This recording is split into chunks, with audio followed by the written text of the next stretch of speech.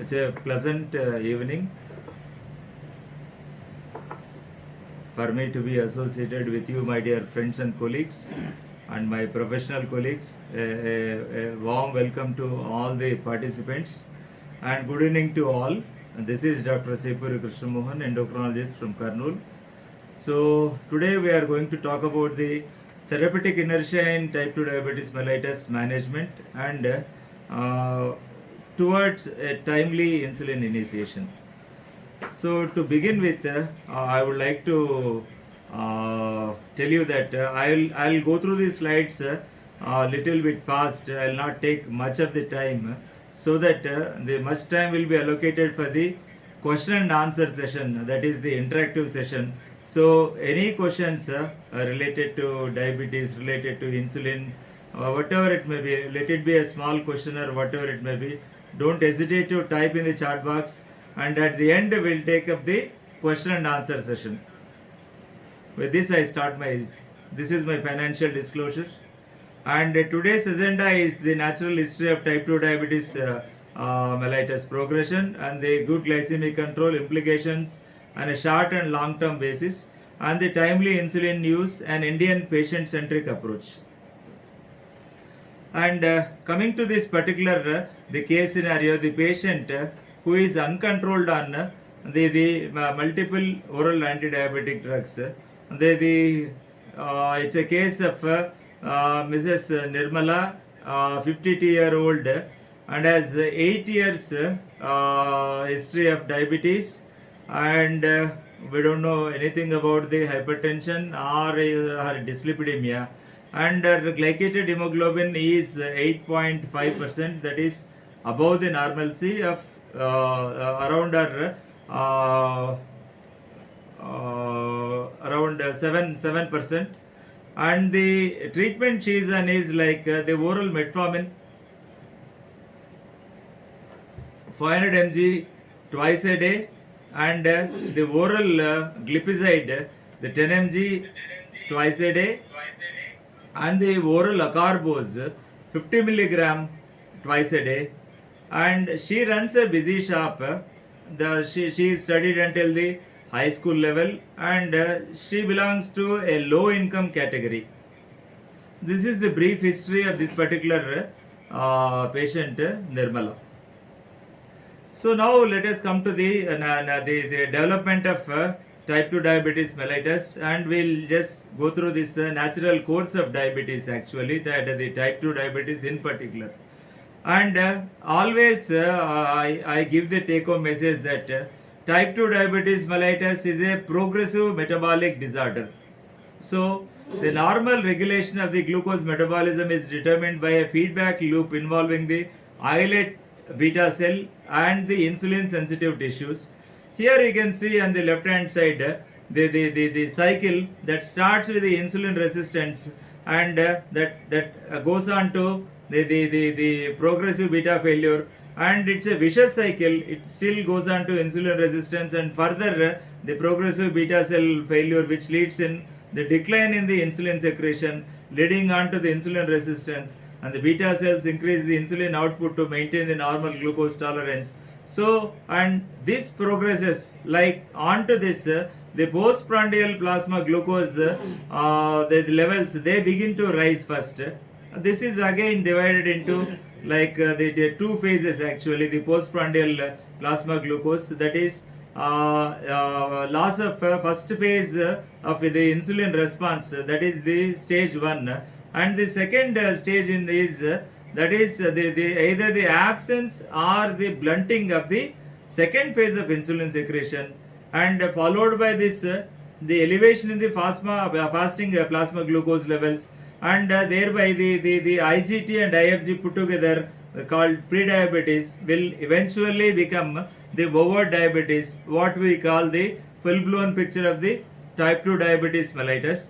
And the progressive beta cell failure determines the rate of the disease progression. And let us come to the insulin physiology. The secretory defects in the type 2 diabetes mellitus. The earliest defect in type 2 diabetes is, as I said, it is the loss of first phase of insulin secretion. That is, on the left hand side you can see the cartoon on the right hand side, this is a normal the physiological secretion of insulin you can see on the left hand side, whereas you can see the pattern of insulin secretion in type 2 diabetes. So the normal is there is a wonderful acute secretion, that is first phase, followed by the second phase, that is the acute secretion of insulin, followed by the second phase of insulin, where you can see where the blood sugars go down, and in the type 2 diabetes, eventually the curve goes up with an upward trend like hyperglycemia. It's a state of type 2 diabetes mellitus is defined as a state of chronic hyperglycemia characterized by either relative or absolute absence of insulin, or the insulin resistance, or sometimes both. Most of the times in our scenario, it is the insulin resistance, not the insulinopenia. See, 90% of the type 2 diabetes in the South Asian subcontinent, that is the Indian context, it is the insulin resistance, not the insulinopenia. It's only that accounts for only 10% of the cases. You can clearly see the on the right hand side, the blue line that goes up, and even the second phase is where the blunted are absent. So that is delayed. So you find some amount of hyperglycemia, and you don't find even after the 2 hours also, it will not come to the normalcy at all. And the insulin secretory defects in T2DM can be mitigated with exogenous insulin therapy, and this is the take home message. And you can see this busy slide actually. So this is like how the progression of type 2 diabetes and how it is related to the long term complications, that is either the microvascular complications or the macrovascular complications or the periodontal disease, and the latest complication being the hepatogenous diabetes or diabetes leading on to the complications of liver, per se the NAFLD and the NASH, that is NAFLD followed by NASH followed by the pre-cirrhotic stage and the cirrhotic stage, even leads to the hepatocellular carcinoma. Likewise, the hepatogenic diabetes is, that is the basic problem is with the liver, and that produces type 2 diabetes. So here from bottom, if we go the time of diagnosis, it takes around the like 4 to 7 years. You can roughly put it as 5 to 10 years before your doctor says you have developed diabetes. And what happens during this 5 to 10 years? There is from normal glucose tolerance, it moves on to the increased levels in the postprandial blood sugar levels, that is typically followed by the loss of first phase of insulin response, and followed by the delayed the second phase of, or blunting of the second phase of insulin response, that is called the IGT. And IGT is followed by simultaneously impaired fasting glucose, that is IFG, and then the patient gets into the over diabetes. This is the natural history of the diabetes. Everybody has to keep this in mind, the natural history of diabetes. So it is roughly around before the doctor makes a diagnosis of type 2 diabetes, it is plus 5 to 10 years. So you can see the broad divisions, that is the impaired glucose tolerance and the diabetes, that is on the left hand side, the dotted line, it is IGT. IGT is that includes even IFG also, and the right hand side is over diabetes, over type 2 diabetes. And from down line we come from this, the fasting plasma glucose tends to rise, that is given in the brick red color, and the light blue, the second from bottom down, is the postprandial glucose that shoots up the slowly over a period of years and years. And there is a decline in the beta cell function, which is given in the green. The beta cell function from here, it goes down, and the next is the incretin. The yellow is the parallel one that goes with the green one, is the incretin effect, that also comes down, and the next one is the orange one, is the insulin level, that also that is followed by hyperinsulinemia. It goes to the stage of insulinopenia, and the black one is what we see is the hepatic glucose output is very much increased. You can see a steady state during this the pre-diabetes, and it all of a sudden it goes up in the over diabetes, and on top of it everything like the grayish one is the insulin resistance. So this is all the normal pathophysiology, how the one person like progresses on to type 2 diabetes from pre-diabetes, and prior to that normal glycemia, that is now NGT, that is normal glucose tolerance, to the pre-diabetes, and from there to over type 2 diabetes.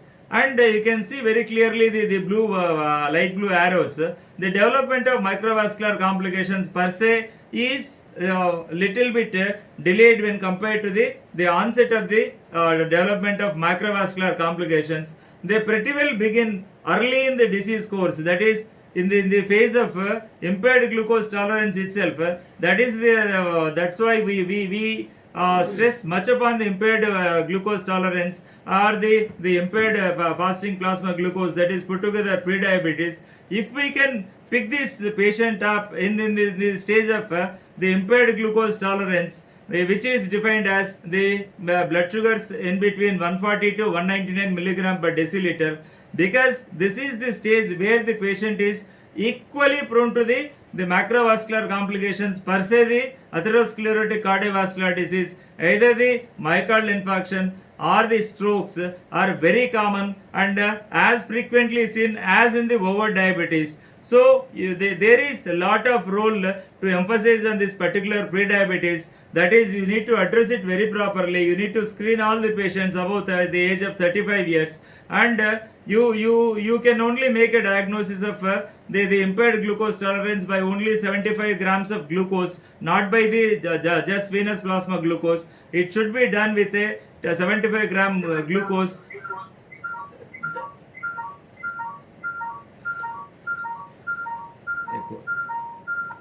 And that period you have to suggest lifestyle modification and weight reduction along with metformin. See, the metformin is mandatory for all the patients who are in the stage of the pre-diabetes. It is much underused. As per the latest the American Diabetes Association the statistics, only less than 3% of the pre-diabetes patients are put on metformin. So you have to start metformin along with the lifestyle measures even in the period of pre-diabetes at par with the over type 2 diabetes. So we'll move on to the next slide. So we finished the part 1 of the agenda, and now we move on to the second part of the agenda, that is good glycemic control, implications on a short and long term basis. And here it says only 19% of the diabetes patients in India are in good glycemic control, according to the Diab Care India 2011 study done by our great teacher, the legendary personality Dr. V. Mohan from the Mohan Diabetes the specialties Chennai. But to my best of my knowledge, it is less than 10%. It is around 6 to 10% of the diabetes patients in India are in good glycemic control. That is, they are maintaining a fasting plasma glucose of 80 to 130 milligrams per deciliter, and the 2 hour postprandial or the random blood glucose or the casual plasma glucose less than 180 milligram per deciliter, and maintaining an A1C of around or less than 7%. It is very poor statistics, like it is from 6% to 10% only, and the mean HbA1c, that is 8.9, almost 1.9 the percent excess when compared to the normalcy. That's almost 2% higher than the ADA recommended target. The ADA recommended target of HbA1c is 7 or around 7, less than 7, whereas the target goals given by this the American College of Endocrinology and the American Association for the Clinical Endocrinologists, it gives a very stringent goal that is around are less than 6.5%. And the poor glycemic control despite being on the treatment. So the inference is the Diab Care India study is 92.2% of the patients were on oral anti-diabetic drugs and 35% of the patients were on insulin. And you can see the original article. This is not visible actually, okay. And the better the A1C control and the more the reductions in the long term complications, either the microvascular or the macrovascular, but more of the microvascular complications, which because microvascular complications, especially the diabetic retinopathy, the diabetic kidney disease and the diabetic neuropathy, they are much the glucose dependent complications. So you maintain a strict A1C. So the complications related to the microvascular complications, the incidence goes down drastically. So to some extent, there is a drop in the reductions of this particular microvascular complications also. According to this gold standard study, never ever done in the history of diabetes, the UKPDS, that is United Kingdom Prospective Diabetes Study. See, that says each one drop of 1% drop in the HbA1c is associated with the decreased risk of the following, like there is decreased the risk of stroke by 12%, the cataract extraction by 19%, and the heart failure by 16%, and the myocardial infarction by 14%, and the lower extremity amputations, that is the lower limb amputations, or the fatal peripheral vascular disease or the peripheral arterial disease, that is the macrovascular complication by 43%, and you find a reduction by 37% in the microvascular disease, and the all cause mortality goes down by 14%, and the death related issues to diabetes is reduced by 21%. So you can clearly see the advantage of reducing the HbA1c by 1% at least. So if the patient is around 10%, you reduce it to 9%, you find so much of benefits, and you can imagine if you can get back the patient to the normalcy, that is either let it be 6.5% or less than around 7%. So the patient will be almost complication free, and he or she will be having a quality of life. That is the take home message. And now we come to the last part of our talk, the timely insulin use, an Indian patient-centric approach. And nowadays, the latest term is the patient-centric approach. All the time, let us see the patient as a patient on whole, not as a part, like hand or the foot or the eye or the heart and all. It is patient-centric approach. So, the timely insulin initiation is very logical, and it's been like I should congratulate Novo Nordisk people for introducing this term more than 3 decades ago, the very early initiation of insulin in the type 2 DM. That holds good actually, till today it holds good, and that overcomes the glucotoxicity, and not only the glucotoxicity, you can even control the glucose variability also with this particular the insulin initiation, and it benefits the beta cells by giving the rest to beta cells. The pancreas is at stress.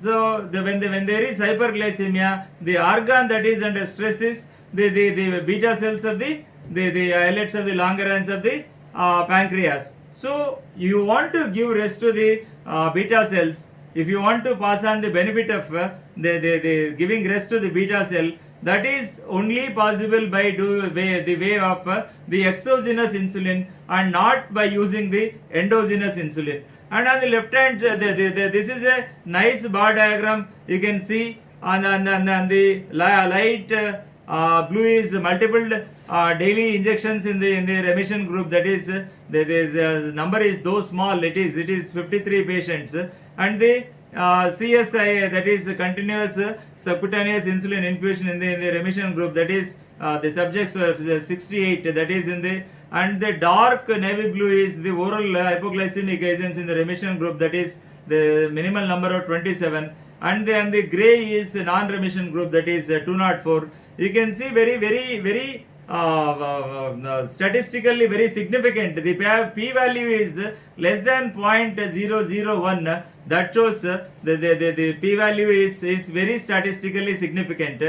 And even this also, and you can see the very clear picture here. And before the therapy, after the therapy, and finally at the end of 12 months, after 1 year, you can see the reductions. So this is going to reduce the glucotoxicity, which is commonly seen in diabetes. And the take-home message is more than 50% of the participants remained in the remission at the end of 1 year with insulin. This is very important take-home message.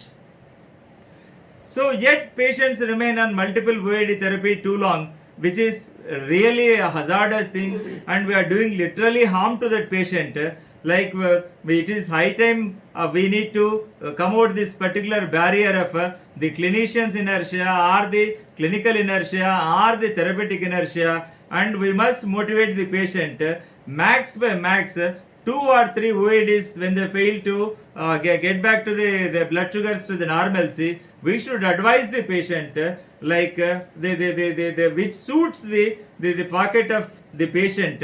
Maybe it is as cheap as like you can go for a biphasic premixed human insulins, or the patient is a little bit affordable, you can go for the analogs like the aspart and the protominated aspart, or the patient is highly affordable and not money is not at all a problem, you can go for the long acting analogs like the insulin degludec and the aspart, that is the basal plus concept. And if you wait too long on the OAD therapy, the patient is going to land up in the stage of the secondary drug failure, that is secondary OAD failure. Thereby the complications, the complications increase, and the complications, once they set in, the complications beget complications, and the hyperglycemia begets hyperglycemia. So you need to break this particular vicious cycle at some point of time. And on the left hand side you can see the prior to insulin initiation, the patients had received the oral anti-diabetic therapy for at least the 8.7, that is plus or minus 6.7 years. And you can see the A1C, the baseline A1C is at least 8.9%, that is, and you can see 41% of the patients were more than 9% of HbA1c, and 22%, which is given in the navy blue arrow, were the HbA1c was more than 10%, and the clinical inertia exists despite the benefits of timely glycemic control and the guidelines encouraging earlier use of insulin. In spite of that, there is some amount of clinical inertia and the therapeutic inertia, where at that particular point of time we need to escalate the dose, escalate or switch over to the proper selection of insulin for that particular patient. If it is not done, so that is it's almost a crime on the part of the treating physician, clinician, diabetologist or endocrinologist, or even the primary care physician. Most of the times in Indian scenario, the first to see the patient suffering from diabetes is the primary care physician, and he must be well aware of this particular fact of how to overcome this clinician's inertia or the clinical inertia or the therapeutic inertia, or else they must be able to refer to the doctor concerned, at least the specialist concerned, so that he will take care of the patient in a better way, either in the secondary care or the tertiary care. So a study called SOLVE, the insulin initiation in this particular SOLVE study is the average A1C, that's what we have seen in this, the average HbA1c was 8.9%, that is on the left hand side of your cartoon, and the 22%, 41 had HbA1c of more than or around 9%, and 22% had HbA1c of more than or around 10%. and prior to insulin initiation, the patients had received. Naturally, we start with only OADs. We never start with the insulin unless otherwise the OADs are contraindicated, and the insulin is very much indicated in that particular patient. Like the patient lands up in DKA, or the patient is in a very critical situation. Like this you can take this COVID pandemic. You can use only insulin other than insulin in the severe cases where the patient is hospitalized or in the ICU settings. Whatever be the cause for ICU settings, let it be myocardial infarction, let it be diabetic foot infection, whatever it may be, whenever there is abnormal hyperglycemia, it is the time for insulin, and you have to stop all the OHS. So this is what I give it as a take-home message for all the doctors to start insulin early, so that the patient will be benefited a lot in the long run. So unlike insulin, addition of subsequent OAD doesn't offer any benefit. You can very clearly see on the left hand side of your the bar diagram, the y-axis shows the mean glycated hemoglobin percent, and the x-axis shows the patients on 2 OADs, the patient on 3 OADs, and the patient on 4 OADs, and the insulin. That is the dark blue, navy blue shows that indicates the pre-treatment, and the grey color shows the post-treatment. That is, with 2 OADs you can reduce the A1C by 1%, whereas with 3 OADs you can reduce only 0.5%. So that is the indication that the patient is getting into beta cell failure, and is getting into some sort of beta cell the bankruptcy, actually the pancreatic bankruptcy, you can say. When the patient is on multiple OADs like 4 OADs, you can see it is increased actually, rather instead of it decreasing the HbA1c level, 4 OADs they increased the HbA1c by 0.2%, and when it is added to insulin, when the patient is added to insulin, you find a drastic reduction when compared to this all OADs. You find a reduction of 1.3% of glycated hemoglobin.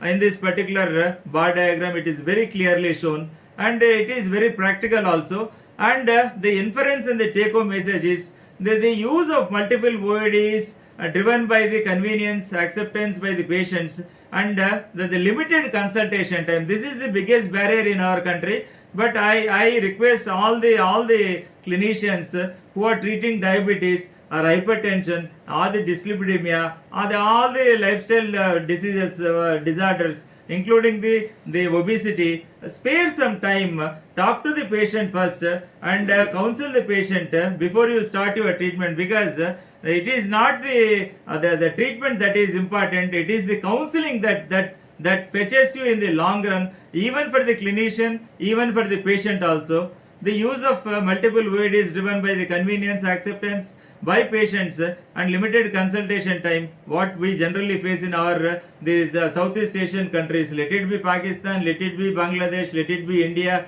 let it be Sri Lanka. The given time for a doctor for consultation time is very, very low when compared to the advanced countries like the Germany, France, and the US and all. The right approach in very elderly patients is very much required, and the successive oral anti-diabetics, they provide the lessening effect. That's what is seen very typically here. 3 OADs, the 2 OADs were able to reduce the A1C by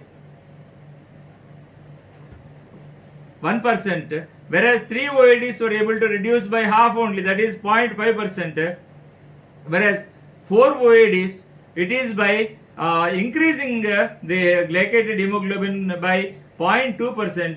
With addition of insulin, you can see the drastical fall in the HbA1c, that is by 1.3%.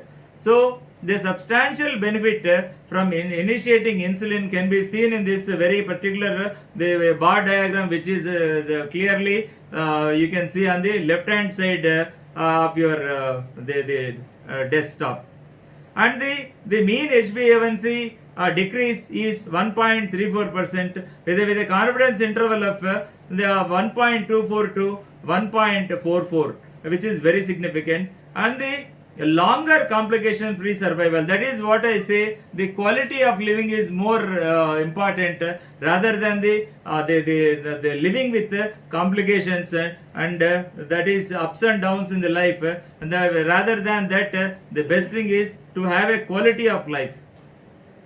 And you all know that insulin is the only treatment option which can provide the maximum reductions in the glycated hemoglobin. You can start from this, okay, on the y-axis you can see starting from the lifestyle and all the drugs which are in the armamentarium of the treatment of type 2 diabetes are given. And on the left hand side you can see the reductions in the glycated hemoglobin as monotherapy. From lifestyle modification, if you go like it is able to reduce the glycated hemoglobin by 1.5%, which is nothing but diet, exercise and reduction of weight.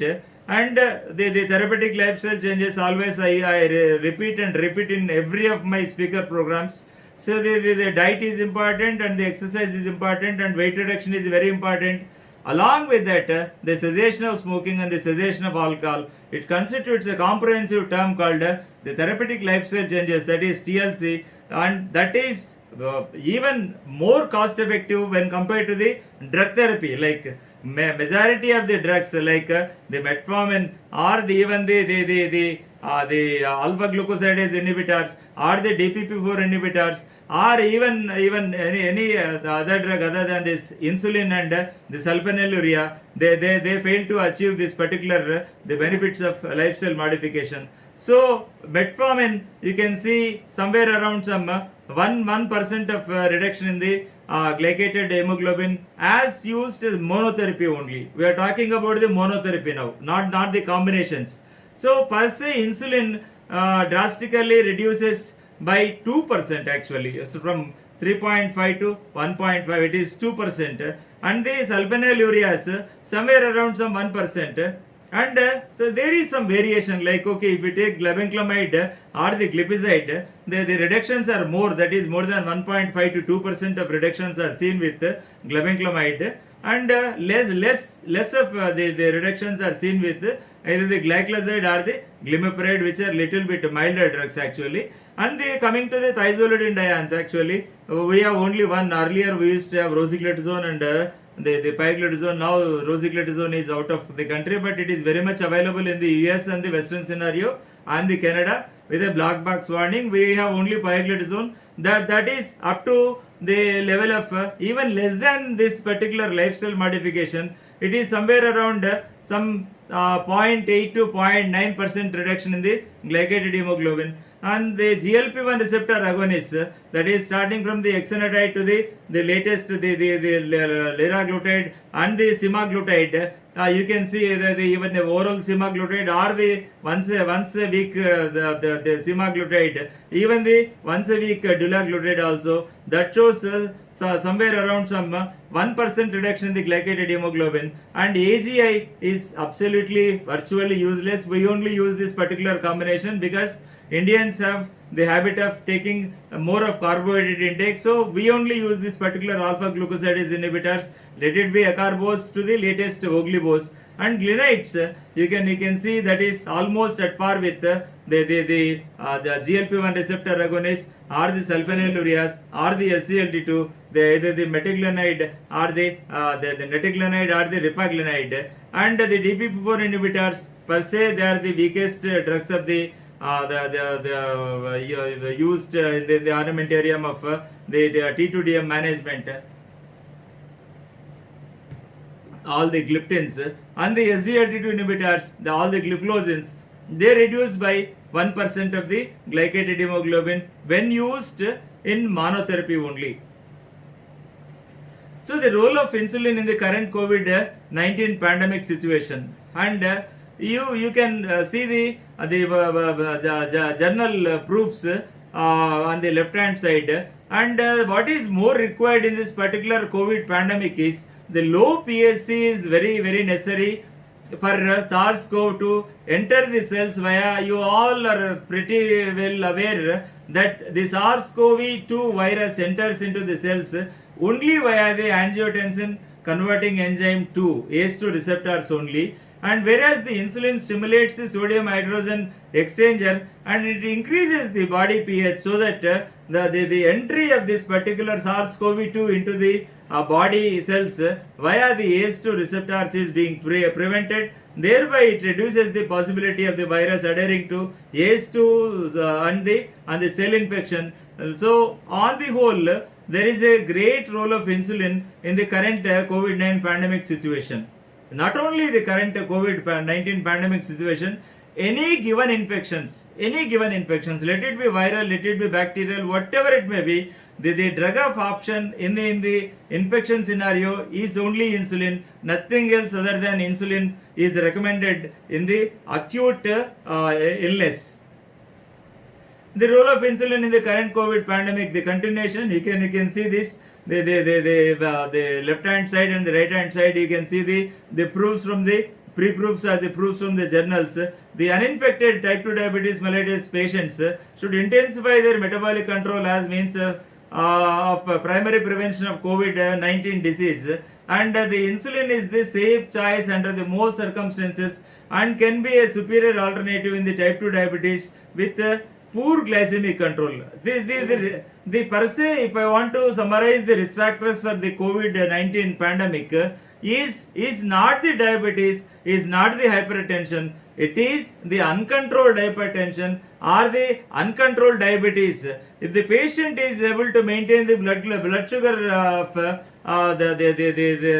reasonable goal targets, that is somewhere around 6.5 to 7% of this thing, he is not vulnerable, he doesn't become the high risk category. So likewise, if the blood pressure is maintained below 130 of systolic blood pressure, 80 of diastolic blood pressure, he never falls prey for this particular SARS-CoV-2 infection at all. So what is more important is the risk factors is uncontrolled diabetes, uncontrolled hypertension, and the certain risk factors like as the age advances, that's not a modifiable risk factor actually. You can modify the blood pressure levels, you can modify the blood glucose levels, but certain things are not modifiable, that is age. As the age increases, above the age of 50 it increases, and 60 it is increased by little bit more percent, and 70 it is very critical, 80 is lethal, and they are more prone to this particular the infection as well as the mortality rate goes also up very high in the very elderly patients, even without the comorbidities like diabetes or hypertension or the chronic liver disease or the pulmonary diseases or the smokers or the chronic renal failure or the malignancies on maybe on this particular chemotherapy or the radiotherapy, and even in the immunocompromised patients like the patients whom we put the corticosteroids for the autoimmune diseases, they are at more risk of this thing. But you must be able to control their blood sugars and blood pressure, and if the patient is suffering from the cardiovascular diseases, you have to use all the drugs, you cannot discontinue any drug. Especially I want to clear this particular doubt, the efficacy of either the ACE inhibitors, the angiotensin converting enzyme inhibitors, or the ARBs, the angiotensin receptor blockers, you have to continue. There is ample evidence. The European Society of the Cardiology first said that they should be continued, because there was a school of thought that they are entering via the ACE2 receptors and the mechanism is one and same. So this may exacerbate the condition of COVID-19, but in fact it is not. The results have shown in multiple randomized controlled trials by even the American College of Cardiology and the American Heart Association also. Even the European Society of Cardiology has said very clearly that the patients who are on this particular ACE inhibitors or ARBs, they had the less morbidity and the very less mortality when compared to the people who are not on. So don't hesitate to use this particular ACE or ARBs, and don't discontinue at any cost the patients suffering from this COVID-19 pandemic. And diabetes is a predictor of mortality in COVID-19 pandemic. You can very clearly see in the left hand side table, you can see the mortality hazard ratio in type 1 diabetes, the mortality hazard ratio in type 2 diabetes mellitus. If it is the HbA1c is in between 6.5 to 7%, the mortality rate in T1DM or T2DM doesn't change at all. So they are very safe. And if it is from 7.5 to 9% of glycated hemoglobin, that is uncontrolled, the mortality hazard ratio is 1.15, whereas in T2DM it is 1.23, and likewise respectively it is the 9 to 10% of glycated hemoglobin, it is the T1DM is 1.31 and 1.37 respectively, and if it is more than 10, that is terribly uncontrolled, the very very poor control, it is almost very drastically the mortality rate goes up by the hazard ratio of 2.19 in the type 1 diabetes and 1.62 in type 2 diabetes. And in people with diabetes, improving glycemic control and optimizing obesity, they reduce the adverse outcomes of SARS-CoV-2 infection, because this is very important. The obesity is the biggest culprit why the patient is not able to recover, and they eventually succumb to death. The best example we can quote is our the evergreen greatest singer, Mr. S.P. Balasubramaniam, was just admitted for isolation actually in the hospital, and later on he went into the complications of the pulmonary complications of the COVID-19. Because of his obesity, he was not able to recover. Even he was put on the oxygen therapy, he was put on the mechanical ventilation, on ECMO also could not survive, he succumbed to death. And the take home message is the uncontrolled diabetes can also affect the outcomes of acute infectious diseases and increase hospitalizations and mortality. I repeatedly say this, please start insulin early, see to that your patient is to the target, and you can minimize the complications, not only the macro and microvascular complications, not the periodontal diseases, not the liver complications, even the infections and the acute conditions where the patient falls sick and is admitted to the hospital. So you need to be very cautious with this particular segment of people. And coming to the Indian diet, you all will know that it is very high in carbohydrate. Usually more than 60 to 70% of the plate contains of carbohydrate. You can see on the right hand side the comparative the proportions of carbohydrate and protein and fats, and in the rural setup in India you can see the 76% of consumption of carbohydrates in the rural area, and 71% of consumption of carbohydrates in the urban area of India, and protein is only 13%, and the rural settings, respectively in the urban settings it is 18%, and the fat is 11% either in the rural or in the urban settings. Whereas you take the western scenario, they take as low as less than 40% of carbohydrates and less than 70% of fats and 43% of proteins. This is the best. That is why we always say the Mediterranean diet when compared to the paleo diet or the vegan diet or the vegetarian diet, whatever it may be, the best diet is the Mediterranean diet on the earth. And coming to this left hand side, in India the cereals continue to be the main staple and provide the bulk of the calories. So that's what it yields the lot of carbohydrates we get from cereals. So it's now our time to move towards millets actually. Millets, and half the plate portion, I once again remind you, the plate should be like, it should be the half of the plate should be filled with fruits and vegetables and leafy vegetables.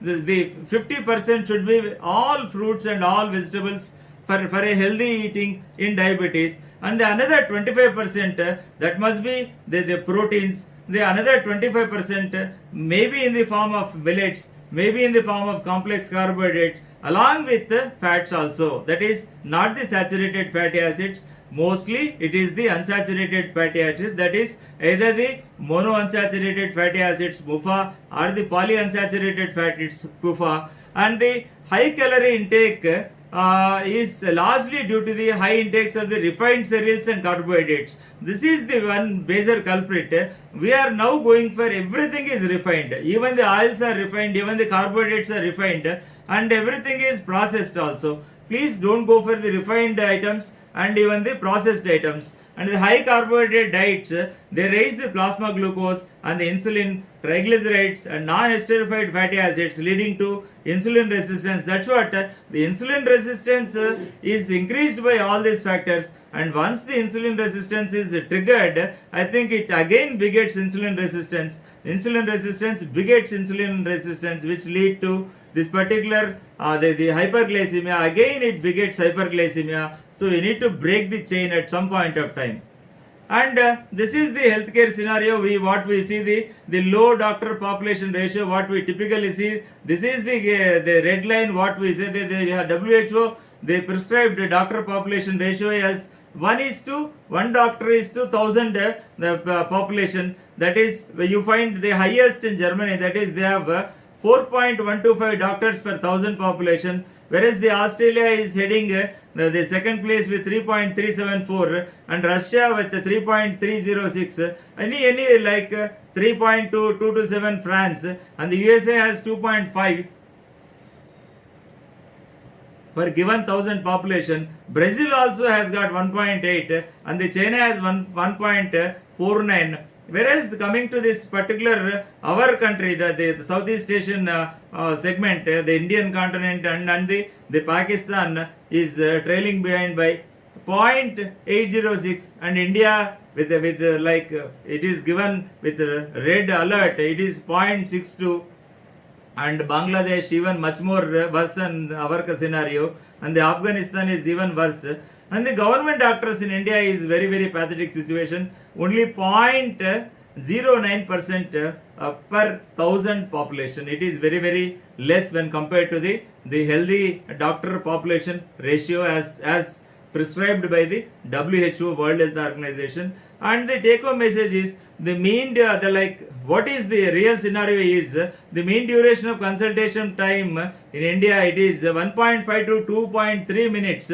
And it is because of the overstressed and overburdened doctors. That is the main issue, because the doctor population ratio is very low. So the load on the doctors is so too much that they are not able to spend with the patient for a period of not more than 2.3 minutes. The lesser being the 1.5 minute is not sufficient when it comes to the lifestyle diseases or disorders like diabetes, like obesity, like hypertension, like dyslipidemia, like heart failure, the diseases, and then the strokes. You need to contribute more of your time to this particular segment, which needs a lot of attention from all the clinicians. And the premix insulin suit the Indian reality and can address the high carb diet in a convenient way. That is, on the left hand side you can see the 30-70 biphasic premixed insulin, the human insulin, that is the 30% being the regular human insulin, whereas the 70% is NPH, that is neutral protamine Hesdan. And if you move on to this, you find a better analog insulin, biphasic analog insulin, that is the soluble insulin being the rapid acting insulin, that is aspart, insulin aspart, with the protaminated aspart 70%, and they need some sort of resuspension before the use these things. And the most advanced, if you move on to this, the latest insulin degludec and aspart, it doesn't require any sort of this thing, because both are in the soluble forms. The soluble insulin aspart and the soluble insulin degludec in the same proportions, that is 30 is the aspart and the 70 is the degludec. And they now coming to the take home messages and end of our session. Early insulin initiation is physiologically very intelligent, and every clinician has to adopt to this particular funda of initiating the insulin very early in the phase of diabetes, so that you can reduce glucotoxicity, and the glucose variability also is reduced by that. Thereby you can prevent the short term or the long term complications of diabetes. And timely insulin positively alters the course of disease progression, and improving glycemic control reduces the risk of long term complications. This is the key take home message. And to summarize the things what we have listened to the past 1 hour. So it is early insulin initiation. The early insulin initiation is physiologically intelligent and positively alters the course of the disease progression. Yes, absolutely yes. And second take home message is a large proportion of patients with type 2 diabetes mellitus, they require the better early and the long term glycemic control, and there are ways to overcome the treatment barriers. And the last point is the newer insulin analogs are safer and more convenient compared to the human insulins and can break the barriers to the timely initiation of insulin. I think with this we had come to the end of our session, and thank you so much my dear friends and colleagues for your patient listening. Thank you once again.